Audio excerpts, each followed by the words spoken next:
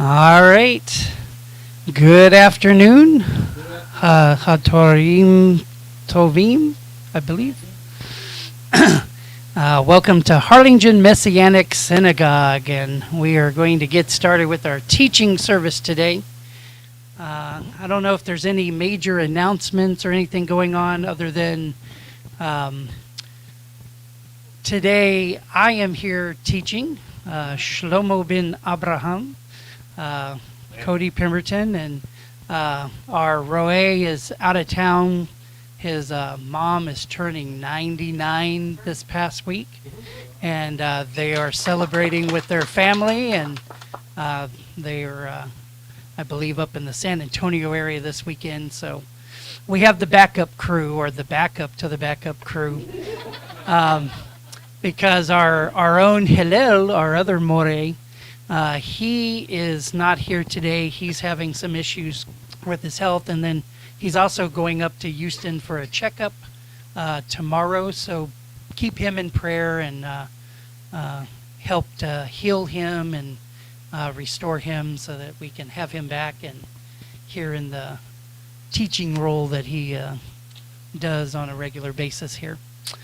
So we are past the holiday seasons. The next one coming up, I believe, is Hanukkah. So that should be coming up here in a couple of months. And today we are at the beginning of the Torah scroll. We are starting off with Bereshit, and this is the beginning of the Torah cycle, so a great time to start reading your Bible from the beginning. And so it's an honor to teach today, and hopefully I can impart some information and things to think about, and we'll see how this goes here. So I'm a teacher by profession. I teach high school math, and one of the things I like to try to do with my students, if not every day, at least once a week, is hopefully show them something new that maybe they haven't seen or thought of before, and so that they can walk away knowing that, hey, I actually learned something today, something different. So hopefully, of all the things that I might try to talk about here, you'll walk away with something you hadn't seen before. So here we are, the beginning of our Torah portion starts off, Bereshit bara Elohim et hashamayim va'et haaretz. And if we have the Word document, if you'll put that up.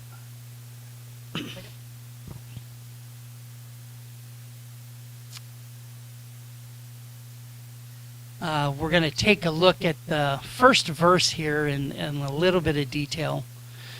This is one of the most well-known verses in the Bible, as well as John 3:16 and a few others that we know. A lot of people start to read their Bible, they get through a lot of Genesis and through Exodus, and then once you start getting into the deep commandments and everything, then it starts to wane off. But this is one of the verses that many people know in all throughout the world. Even if they don't believe or follow in God, they have heard this.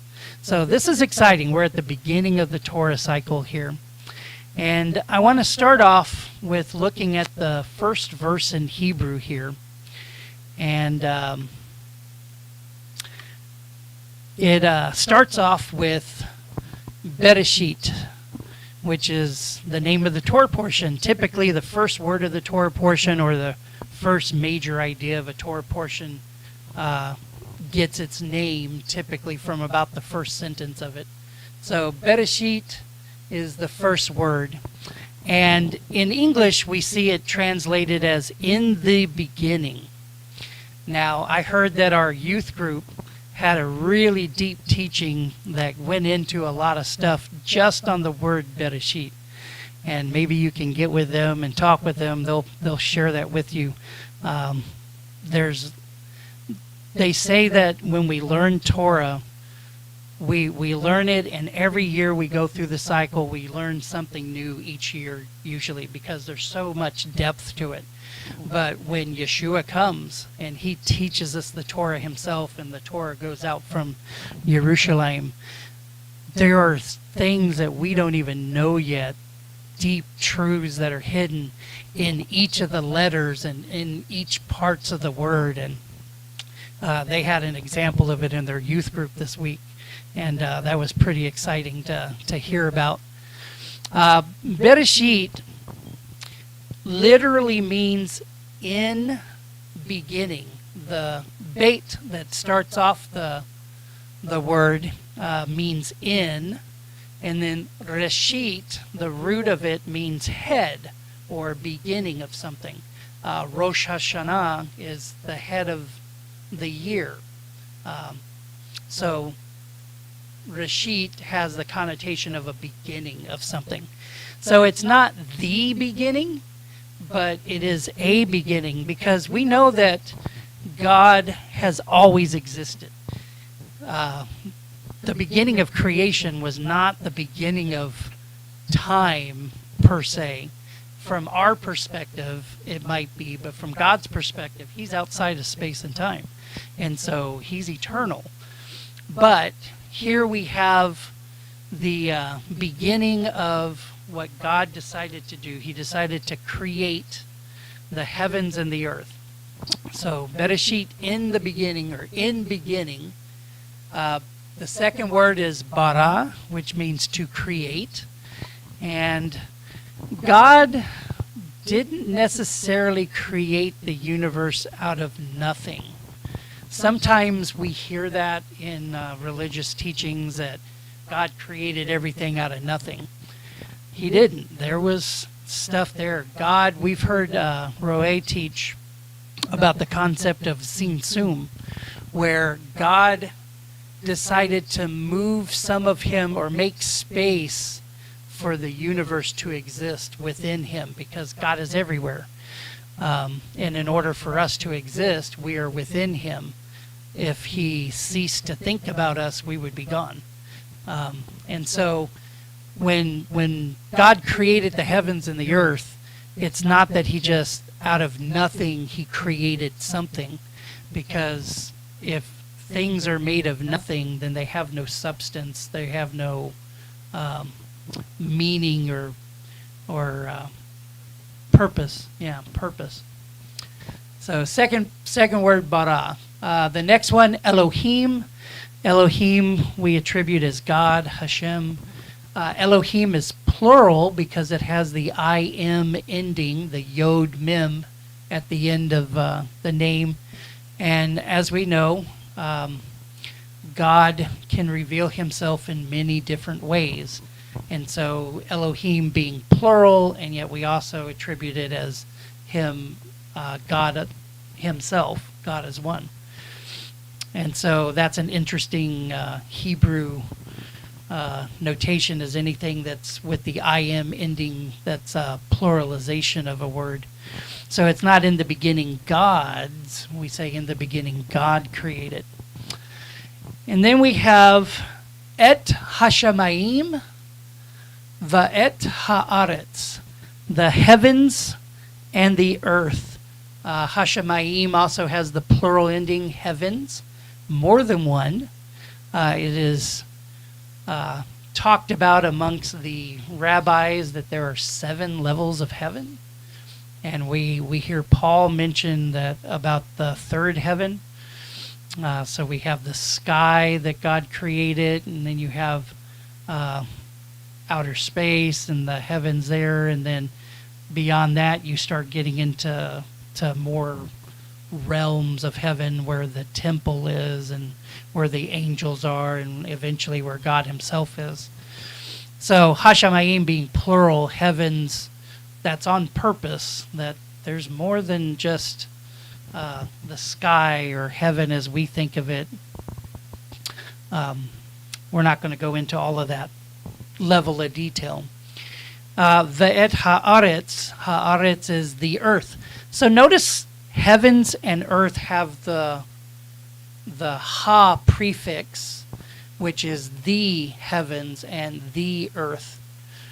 One of the things that I've thought about is I've always kind of had an interest in space and astronomy, even as a kid. And going into college, I even thought, well, maybe I'll go work at NASA.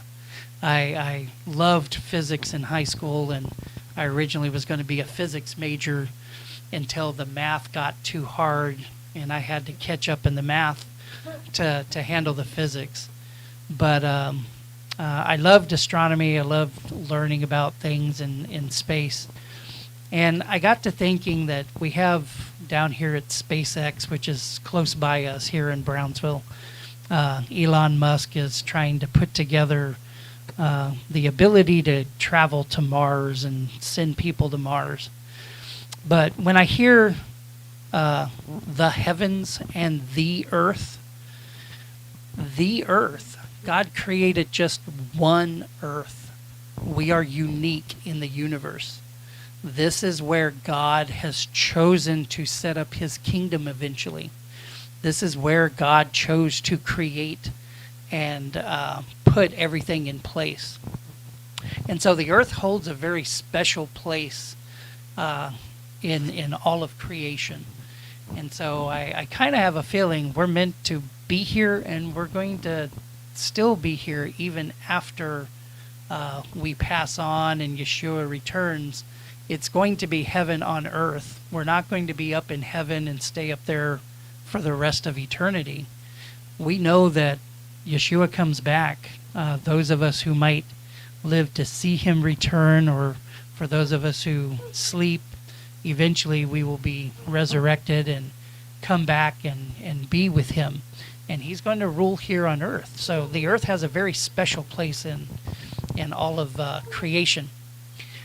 There is some interesting things about the days of creation, but I think I want to show you all something that several years ago, as we were learning Hebrew with Roe and doing the classes, which you can go to our YouTube channel, Harlingen Messianic Synagogue, and you can go back and view a lot of the Hebrew classes that we've recorded in the past and a lot of our other teachings. We have some teachings in Spanish on John. We have teachings on the blessings that our Moreh Hillel made, and several things on the YouTube channel.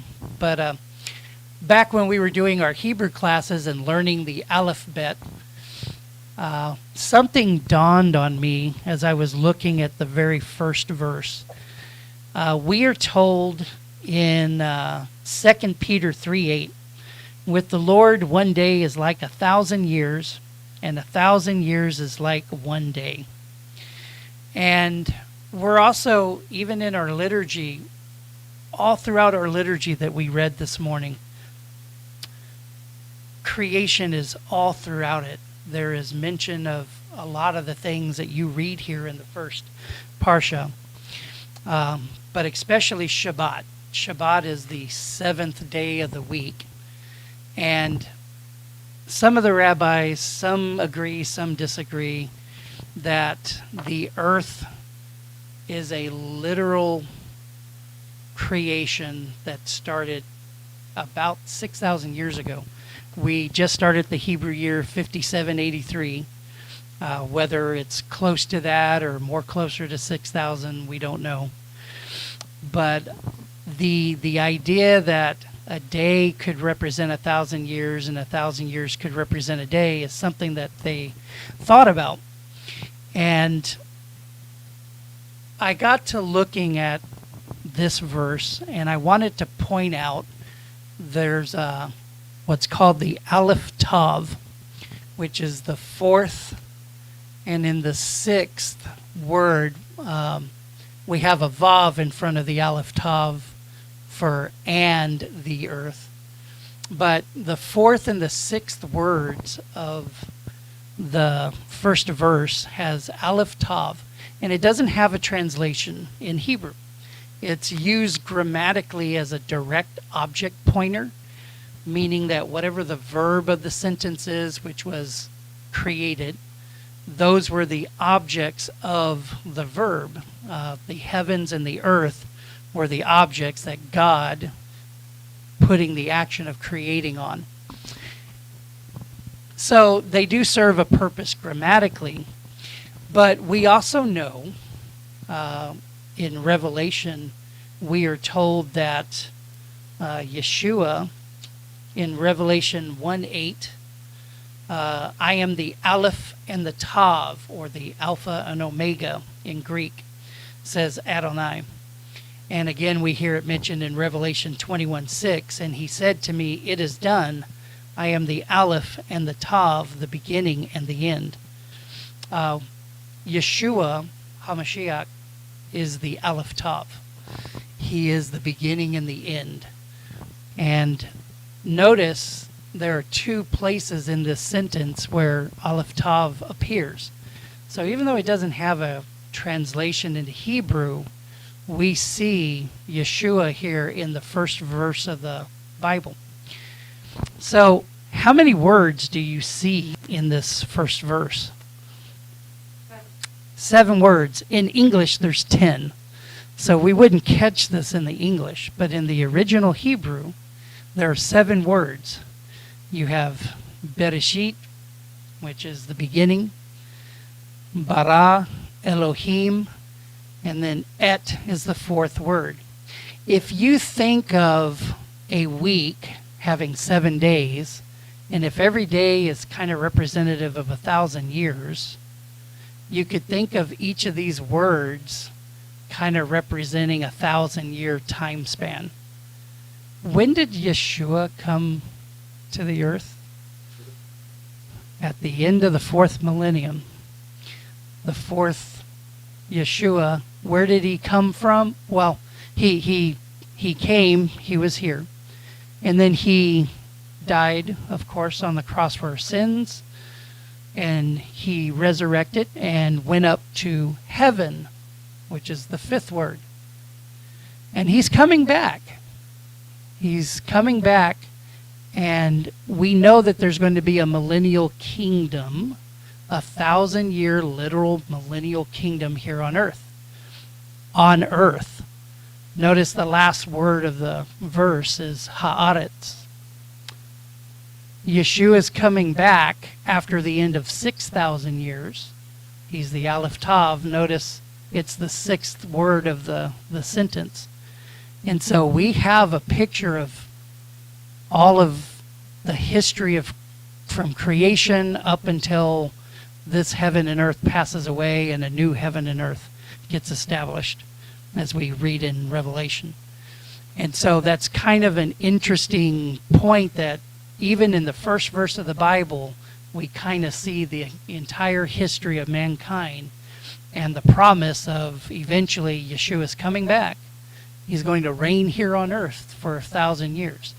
And so I feel like the earth is a pretty important place, and this is one of the things that, as we were learning Hebrew and I started looking at this verse, I got the impression that, you know what, this kind of looks like the timeline of humanity here. And so that's something cool that I thought about several years ago as we were learning the Hebrew. So that's a really neat thing, at least for me. So pretty cool. The days of creation, we had 6 days God created the world, and then on the 7th day he rested. Did you know, or have you ever thought about, that the first 3 days of creation parallel the 4th, 5th, and 6th days of creation? So what happened on the first day? In the beginning, God created the heavens and the earth. The earth was unformed and void. Darkness was on the face of the deep, and the Spirit of God hovered over the surface of the water. Then God said, "Let there be light." And so he created light. Now, this is not the sun that he created. This is the light from Yeshua himself. He was there at the beginning of time and everything was created through him and for him. And so this is the light that eventually, when New Jerusalem comes down, there's not going to be a need for light. There will be no night during the millennial kingdom, because Yeshua will be the light. And so this is the light of God. And we hear all kinds of references about Israel being a light to the nations. And light has a very significant meaning. Well, God created light, separated the light from the darkness, and he called the light day, and the darkness he called night. So there was evening and there was morning, one day. So first day of creation, God creates the heavens and the earth, separates light from darkness. If we go over to the fourth day, what was created on the fourth day? So on the fourth day, God said, "Let there be lights in the dome of the sky to divide day from night." Didn't he do that in the first day also, creating light and separating it from the darkness from the light? So the first day and the fourth day has a parallel here. During the fourth day, this is when he created the lights in the sky. So he created the two great lights, the sun and the moon. And even in our liturgy, we have several mentions of the sun and the moon and how it illuminates. And God created those on the fourth day. So for days 1, 2, and 3, this was God's light himself shining on the earth and doing all of the creation. And it wasn't until day 4 that the sun was made. Now, I know science teaches us that the sun has been here for 5 billion years in the earth and might be here for another 5 billion and so on. Science changes from day to day. Who knows? But if God created things 6,000 years ago, we may not understand everything fully that we might understand. And of course, the stars in the sky he also made on the fourth day as lights to rule over the night. And so there's a parallel between the first day and the fourth day. If we look at the second day, on the second day, God said, "Let there be a dome in the middle of the water, and let it divide the water from the water." And God made the dome and divided the water under the dome from the water above the dome. That is how it was. And God called the dome sky. So there was evening and there was morning, a second day. So God separated, the earth was completely covered by water. And God separated water and reserved it up above and created our Earth's atmosphere, the sky as we know it, also kind of referred to as the heavens as well. And so the water that he separated, that he put above, and the water below, we have our atmosphere. We know that in the next Torah portion, Noach, we had the great flood. And I think some of this water that he separated, the waters above from the waters below, some of that water was reserved because God knew that he was eventually going to flood the world, start over with Noah. And so we even see that God had that planned even before man even appeared on the earth. God knew that eventually, as we learn throughout the Torah portion and toward the end of it, all of humanity goes corrupt. And eventually there's only Noah and his family. Noah found grace in the eyes of the Lord. We see at the very end of the Torah portion. But here on the second day, you have the separation of the waters above from the waters below. On the fifth day, notice God said, "Let the water swarm with swarms of living creatures, and let the birds fly above the earth in the open dome of the sky." God created the great sea creatures and every living thing that creeps.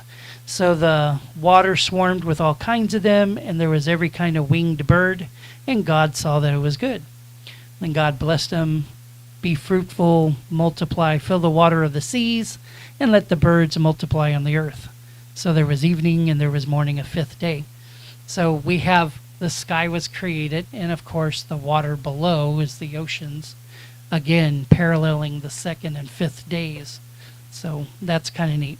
And then we come to the third and sixth day. On the third day,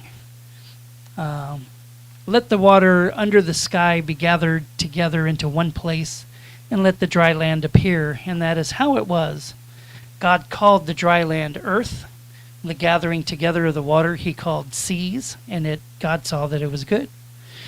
God said, let the earth put forth grass, seed-producing plants, and fruit trees, each yielding its own kind of seed-bearing fruit on the earth, and that is how it was. The earth brought forth grass, plants yielding its own kind of seed, and trees producing its own kind of seed-bearing fruit, and God saw that it was good. So there was evening and there was morning, a third day.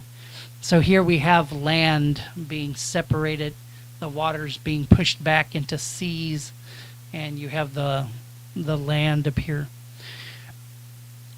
I don't know, this is just a random thought that I had this week, and I think I shared it with my two sons.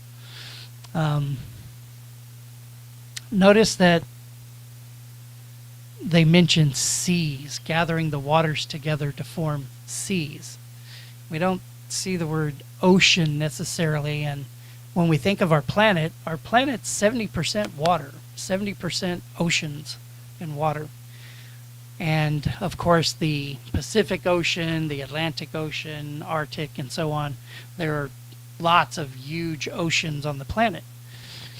I wonder if before the flood, there's the mention that the earth possibly was all together in one continent, is one belief. And at some point during the genealogy here in Genesis 5, or no, is it 5 or is it later in Noach, where the generation of Peleg, they mention that the earth kind of separates. And so there's a thought that maybe the Pangea that we've sometimes heard in science, maybe there was some kind of one big landmass, and we think of the Mediterranean Sea, which is right there by Israel, as a sea, a smaller body of water. I wonder what the world may have looked like back then. We don't know, and even geology and people studying oceans and stuff, they haven't discovered everything there is to discover, but that had me thinking earlier this week is I wonder if there was lots of land and not quite so much water, because one, part of the water was taken up and was part of the firmament. And then we also know during the flood the fountains of the deep broke up also and contributed to the rising water as well. So who knows what the world looked like back then, but all of this could be plausible. So we have the land, and even in our liturgy, the God had, and I think in Isaiah, was it Isaiah this week, that it mentions, thus says God, Adonai, who created the heavens and stretched them out, who spread out the earth and what comes from it, and who gives breath to the people on it, and ruach to those who walk in it. So we have the earth being established and set up by God. Well, here in the sixth day, what was going on day 6 to parallel day 3, we have God said, let the earth bring forth each kind of living creature, each kind of livestock, crawling animal, and wild beast, and that is how it was. God made each kind of wild beast, each kind of livestock, and every kind of animal that crawls along the ground, and God saw that it was good. Then God said, let us make humankind in our image, in the likeness of ourselves, and let them rule over the fish of the sea, the birds of the air, the animals, and over all the earth, and over every crawling creature that crawls on the earth. So God created humankind in his own image. In the image of God, he created him. Male and female, he created them. God blessed them, and God said to them, "Be fruitful, multiply, fill the earth, and subdue it. Rule over the fish of the sea, and the birds in the air, and every living creature that crawls on the earth." Then God said, "Here, throughout the whole earth, I am giving you as food every seed-bearing plant, and every tree with seed-bearing fruit, and to every wild animal, bird in the air, and creature crawling on the earth, in which there is a living soul, I am giving food, as food, every kind of green plant." And that is how it was. God saw everything that he had made, and indeed it was very good. So there was evening and there was morning, a sixth day. So God separated the land from the seas on the third day, preparing in parallel for those creatures that would be living on the land, which is all the animals, and probably including dinosaurs, because we have dinosaur bones. And were dinosaurs carnivorous? It says here all the animals were plant eaters. So who knows about what life was like here before the flood. But notice the parallel between the third and the sixth day. So that's kind of interesting that we see here in the first chapter of Genesis. Let's see. Of course, out of all creation, man was on the sixth day. And the Vav represents 6 in Hebrew, and man is representative of Vav. Out of all creation, man was created with a dual nature. We were different than all of the rest of creation in that when God created man, God created him out of the dust of the earth and breathed in the breath of life into him. Notice all of the animals, God just spoke and they came into being. Man alone, God personally crafted and created us with his hands. It is believed that where Jerusalem is, where the Temple Mount is, that's where they got the dirt, that God gathered the dirt from there to create Adam. There on the Temple Mount, the first place of the garden. Some say that the Garden of Eden probably existed right there where the Temple Mount is. That's something that we've been taught before, and kind of interesting that Adam, right there, Garden of Eden, right there at the most special place in all the world. We know Jerusalem is the center of the earth. Everything's going to center and revolve around what goes on in Jerusalem. And that's why we pray for it to be restored and for Yeshua to come back in our day so that things can begin to be restored back to how they were meant to be at the beginning of creation. So God formed us out of the ground, breathed in us the Ruach into us. So we are both part of the earthly realm and we are part of the heavenly realm, whereas the animals, the birds, everything else is all part of the earthly realm. We are unique in all of creation. The angels are all part of the heavenly realm. They don't have the dual nature that we have as being both from earth and heaven. And of course, with that comes our dual nature, where we have our heavenly nature and we have our earthly nature. And of course, we struggle with the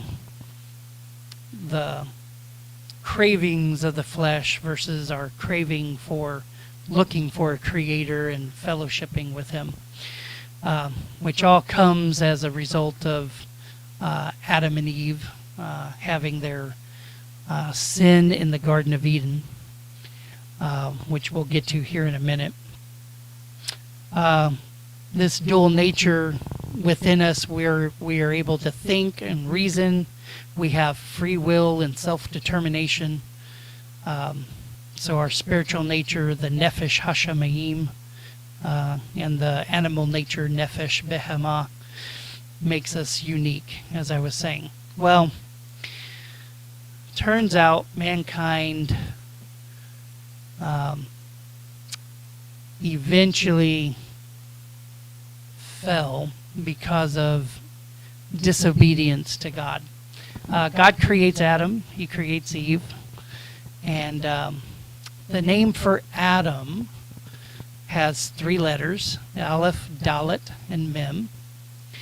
And it turns out that the same letters for Adam are the same letters that are in the word Meod, which is Mem, Aleph, Dalet. And Meod is the term that is used in for day 6 of creation, when God saw that everything was very good. For the days 1, 2, 3, 4, and 5, notice that he said that everything was good, but on day 6 he said it was very good. And that word very, Meod, has the same letters as Adam, but in a different order. And so Adam is equated with being very good here. Also kind of interesting to note, the letters for Adam, Aleph, Dalet, and Mem, are the first letters for Adam, David, Messiah. The order of the redemption plan that God created, that Messiah would come through the line of King David. And King David, of course, comes from the line of Adam through Seth and so on. So some interesting word play there and stuff with the Hebrew with the name Adam.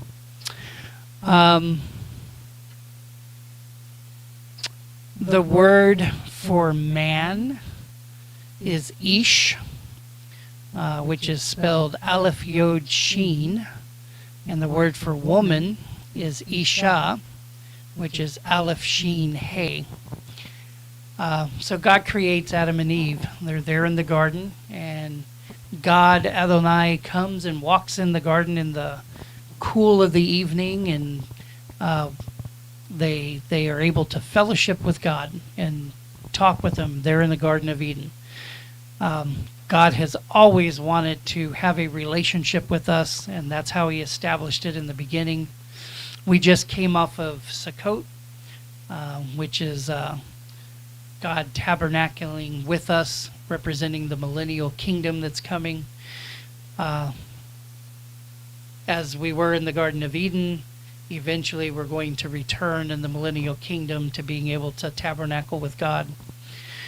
Well, God creates man and woman, and God tells them to be fruitful and multiply, that when they are together, they are to become one flesh. They are to leave their father and mother and become one flesh. There's something about our relationship with our spouse when we get married that unifies both spiritually and physically.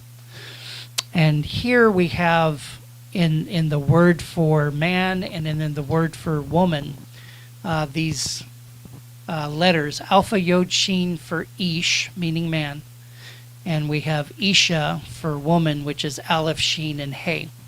Rabbi Akiva, which was one of the 2nd century Torah teachers, noted both names have letters in common, and there's letters unique to them.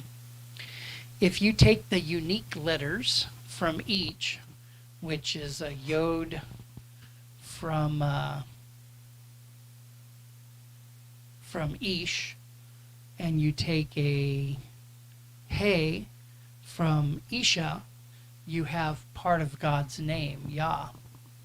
So that's the spiritual binding, that when you are in correct fellowship with each other as husband and wife, and God is there in your relationship, they have the Yod and the Hey in common. But if you take the letters that they have in common, or those were the letters they don't have in common, so the two shall become one. The letters that they do have in common, Aleph and Shin, is the word Esh, which means fire. And in a godly marriage, of course, Yah is present, but in a marriage that is godless, there's going to be strife like a consuming fire. So Um, just a word to those that might be getting married soon. Uh, I have my future daughter-in-law and son is here, and they were helping to run the worship service this morning, and they're getting ready to get married, and we're excited for that. So make sure God is part of your marriage. All right, so Adam and Eve get tempted by a serpent. Now there's a lot to go into. We know the serpent represents Hasatan. He is the adversary trying to turn us away from God. And in the Garden of Eden, he succeeded right at the very beginning. Both Adam and Eve took of the fruit of the tree of knowledge of good and evil, and that was the one commandment God gave them. Of all the trees in the garden, you may eat from them.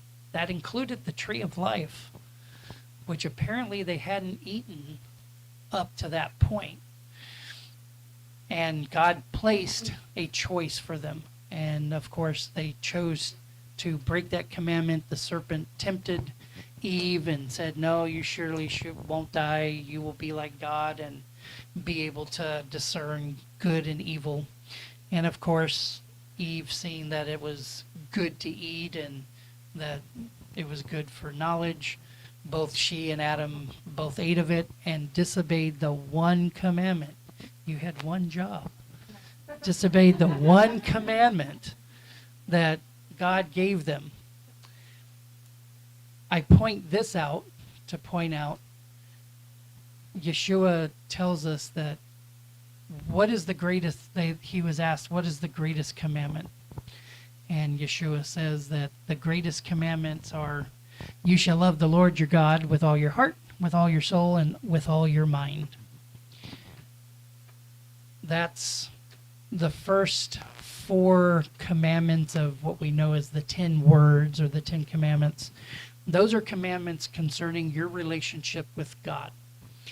And Adam and Eve, by disobeying and eating from the tree of the knowledge of good and evil, they disobeyed God. They broke that first of the 2 commandments that he talks about. Later on, the second commandment here is love your neighbor as yourself. As we know, Adam and Eve had kids. And 2 of those kids were Cain and Abel. Cain and Havel.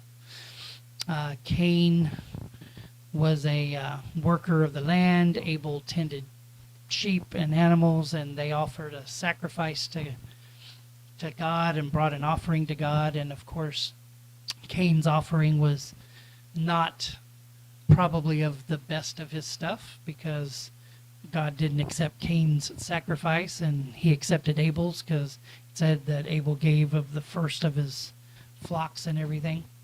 And God has a conversation with Cain. He's talking with him. Even back then, after Adam and Eve get expelled out of the garden, God's still communicating with some of these people, and he's talking directly with Cain, saying, hey, why is your face fallen? If you do good, then things are going to go well. And if you don't do good, well, sin is at the door waiting to get you. Well, sure enough, Cain is the one who breaks this second of the 2 great commandments. Love your neighbor as yourself. He eventually kills his brother. And of course, God comes and asks him, hey, where's your brother? And Cain says, am I my brother's keeper? And so here we see breaking that second of the great commandments, love your neighbor as yourself, which we know that's representative of our relationships with each other. So all of the Torah, all of the prophets, everything kind of hang on these 2, even though we know there's 613 commandments written in the Torah, and some of them apply to men, some to women, some to the Levites, and so on. But everything can be traced back kind of into the 10 commandments and then back into these 2. So these two, everything you should filter through these two commandments of love the Lord your God with all your heart, with all your soul, with all your mind, and love your neighbor as yourself. Cain violated the second of these two great commandments by killing his brother Abel. And of course, Cain gets a mark put on him, and he's now going to struggle. The ground's not going to give its strength to him anymore, and he goes on, and they tell a little bit of his genealogy, and then we get the genealogy of Seth, who is the next child that we see mentioned with Adam and Eve, and through Seth's line we get all the way down to Noah, and then eventually King David, and eventually Yeshua. So where Cain and Abel were offering their sacrifices, it is thought they were also right there at Mount Moriah, where the Temple Mount is. That's where they were offering it, supposedly. So we know that there's a lot of significance there. Later on, Abraham takes Isaac, and he's going to offer Isaac as a sacrifice there at that same location. At that same location eventually is where the temple is built.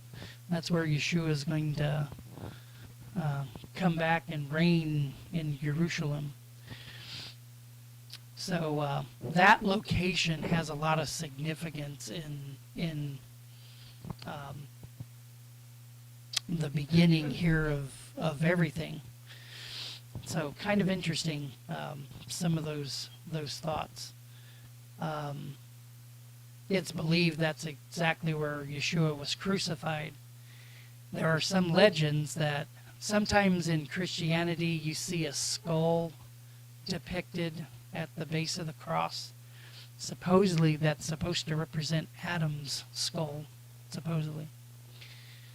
And something that I learned as I was reading through things is there are some thoughts that that's where Adam was buried, is right there at the Temple Mount area. Of course, we don't know. We'll get to ask questions once we have Yeshua return. But kind of interesting, if all of these things line up, everything has a design, there is a purpose for everything, and God had everything planned out from before creation. And he knew that we were going to choose to fall. He knew we needed to have a Redeemer, and he prepared all of that in advance as he created everything here.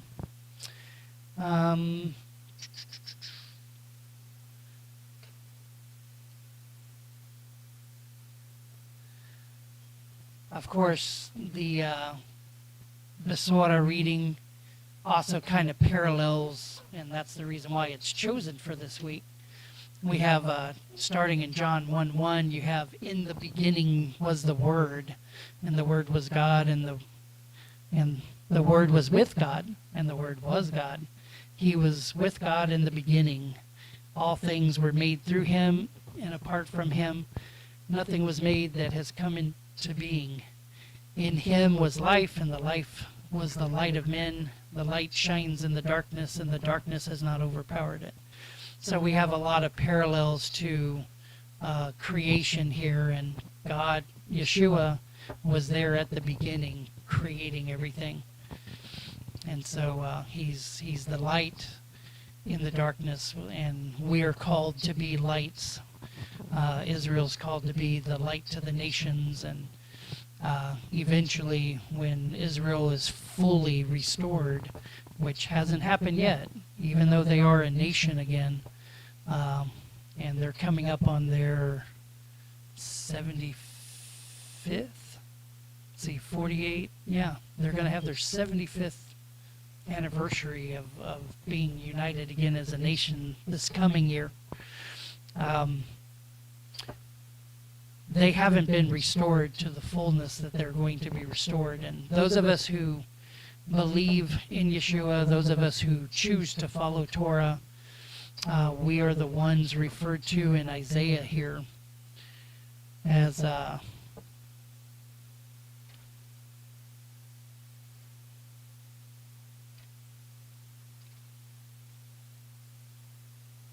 Where's it at?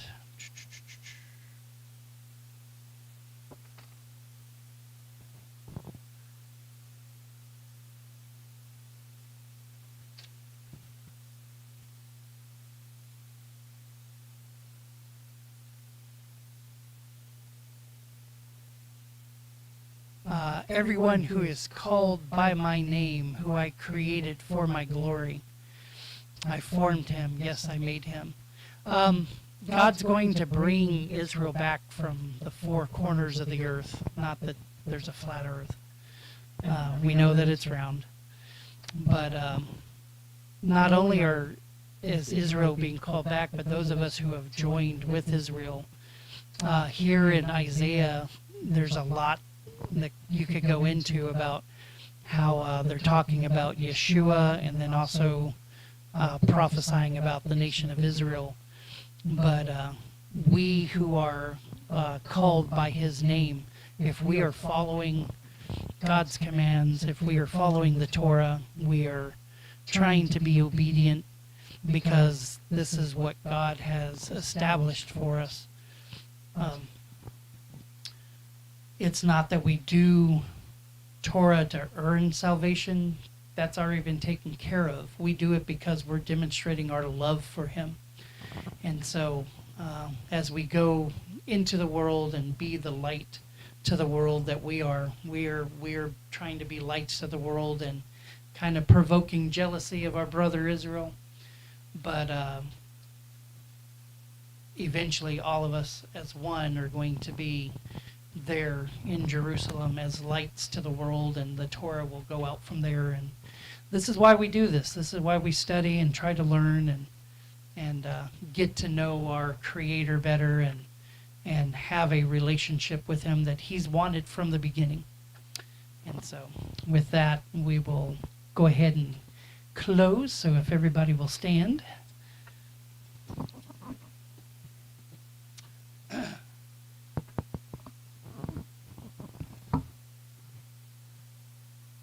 Raise your hand. Yavareka Adonai ve'yishmareka. Yairpanav Alexa vituneka. Yisadonai panav aleka. Vayashnim leka. Shalom. May Adonai bless you and keep you. May his grace and his face shine upon you. May Adonai lift up his countenance upon you and give you peace. From Sar HaShalom, the Prince of Peace, Yeshua HaMashiach. Amen. Amen.